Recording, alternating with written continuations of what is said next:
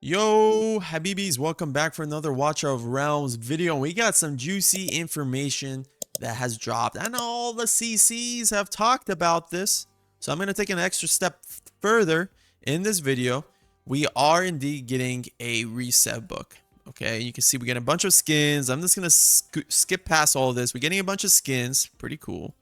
The confirming the leaked champions, Chaotic Lord. So we're going to be talking about that. But the most important thing is we got a reset book, and now people are going to be able to get stones back. And now a lot of questions I've been getting is, should I reset for my polished stones, which is the ones you can use on the lords, or should I reset for unpolished stones, which you can use on normal non-lord legendaries? This video, we're going to talk about the top 5 legendaries to use your unpolished stones in, and we're going to give 2 nominations for like whatever, it could be 6th and 7th place. And then in the next video we're going to do polished stones, top 5 lords to invest your polished stones in. So if you're resetting either, you'll have a list, in my personal opinion, that you should invest those in. Let's get straight into this list.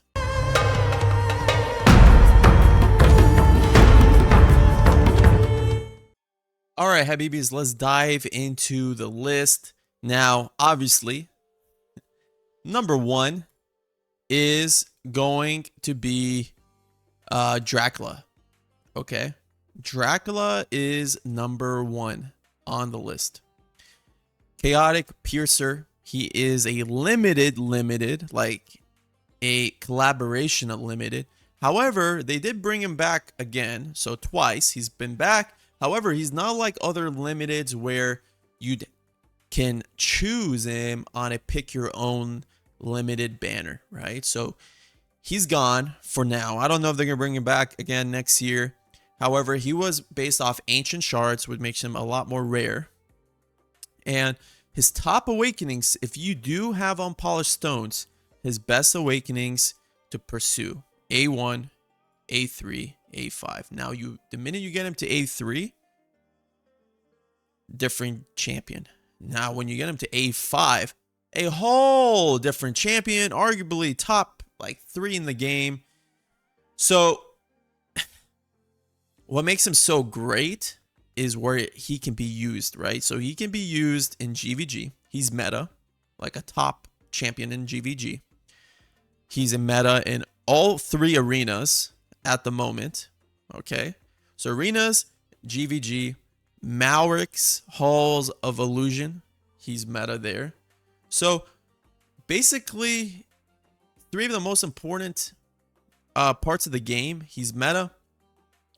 And I would invest a stone if you are close to the A3 and A5, 100%. If you haven't got him A1, 100%.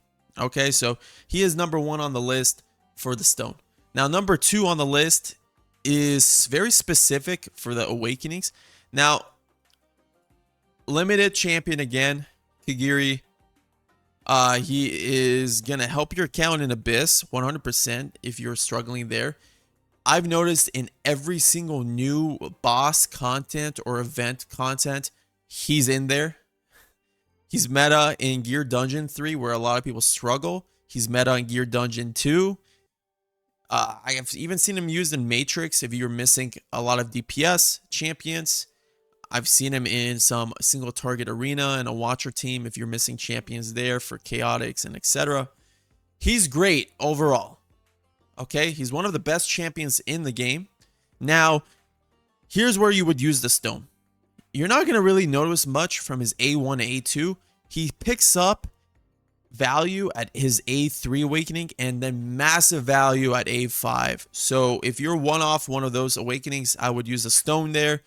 However, keep in mind with future banners is they tend to bring back choose your limited champion banners a lot. And the thing is with Kigiri, why he's worth stones, is he has not had a rerun of his banner. You can only get him if you choose him. And there's so many limiteds coming out that is going to be harder and harder to want to choose him over some new champions, right? For example, like Cainan, who's coming out during anniversary.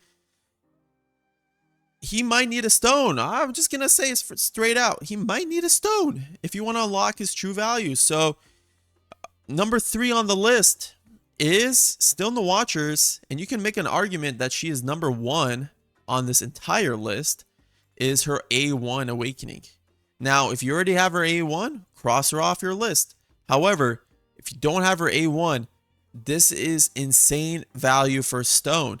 Now, if you really care about pushing arena and etc., her A3 is the next best. You don't need A4 and A5, okay? Her A2 is also great because she is a inspiration hero, and plus 300 attack is massive. Okay, so I have Diaochan at number 3, but you can make the argument she's number 1 or number 2. Now, we go to Valara. Fan favorite. Might have a banner during this anniversary. I hope so. A lot of people have been asking for that. Her A1 is massive. Okay, so if you're going to put a stone in her and you don't have her A1, very strong awakening, and then her A3. Okay, her A3 is very strong for GVG and for arena. This negates damage on a first instance, right, while you do her ultimate. So it's very, very strong awakening.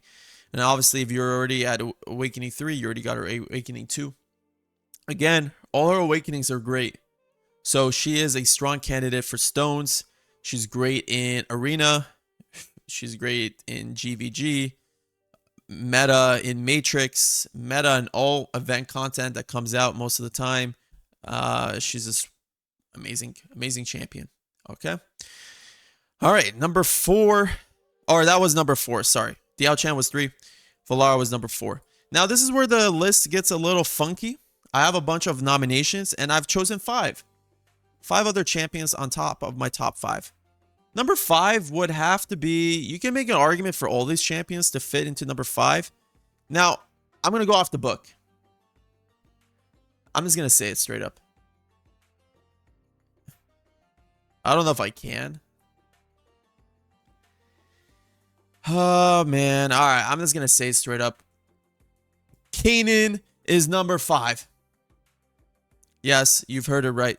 Cainan is number 5. He's not even in the game yet. Cainan is going to be worth a stone. He's going to be a limited champion. And I'm not going to talk about the awakenings, but he's going to be worth a stone. I'll leave it at that. All right. You can take my word. It's not like I haven't tested these champions. You'll see when it comes out. All right. Now let's go into the runner-ups. It would be Wukong. All right. So Wukong's awakenings, they're okay, right? They get better and better as you get up, right? His A3 is cool. So his A3 is a great awakening. However, his A5 is where you get the crazy amount of damage. So if you can get him to his A5 with a stone, he will help you in Abyss. And I've noticed in future content, alongside with Kigiri, they're usually paired up. They're in all meta teams for event content, boss content. So he's good there. All right. One of the best champions in the game. And the reason he's on the nomination is because a lot of people can get away in this game without even having him. He's also great in GVG as well. All right. Now, this one's very... These are not in any specific order, by the way. So we're going to go ahead down the list. And Kagrim. Kagrim's A3 is insane. Best tank in GVG. Best tank in the game. And his A3 makes him like almost unkillable. Unless you got insane demon levels and whatever. So if you're a very big GVG player, his A3 is massive for an awakening. So I wouldn't dump 3 in. I would dump 1 if you are close to it, for example. Next champion on my list is Lady Mina. She is arguably a top 10 champion. Some people have a top 5 in the game. She is meta in Matrix. She's meta in Gear Dungeon 3, Gear Dungeon 2. You can run her. I've seen people run her in Gear Raid 3 now. So she, and in GVG and in Arena. So she's everywhere. Now, what awakening? A1. That's all you need. Get her A1. Obviously, her A3 is insane, but I wouldn't waste 2 stones to get her to A3. Her A1 is massive, so she is worth a stone. Next champion, and I'm going to combine these two. Why not? Is Gretchen or Sergey A1, right? Sergey A1 just for a single target arena. He's insane. You can also run him in Gear Dungeon 3. However, Gretchen is arguably, you can make an argument that Gretchen can get into the top 5 worth of stones. Her A1 is crazy good. All her awakenings are good, okay? But her A1 is where she starts getting really good. And that is because she's meta in Gear Dungeon 3. She's meta in arenas now. She's very strong in arenas. And she's very strong in GVG. Okay, so very strong champion. I like her. I don't even have her on my account, but she is worth more of a stone than Sergi. Okay. Last champion on the list is a kind of a long video. Sorry about that. Is Akira's A1. All right, where is Akira? Akira's A1 is where you unlock her massive potential in Matrix. Okay, and I've seen her be used in Gear Raid 3 as well. But her main purpose is Matrix and pushing a high score in the physical portion Spellbane. So her A1 unlocks her potential with her clone spawning the Phantom and getting more damage and getting high amounts of damage, okay? All her awakenings are great, A3. However, if you don't want to waste a banner, choose your limited banner on her the next time it rolls out. And let's say you want to choose like Cainan or Wukong or Kigiri on that. You could arguably make an argument. You could make an argument that she is worth her A1 stone. So that's my list. Let me know, how would you rate my list? What would you add to your list? Drop a comment below. Let me know how excited you are for the anniversary event. And stay tuned for part 2 of this series where we dive into the polished stones. Peace.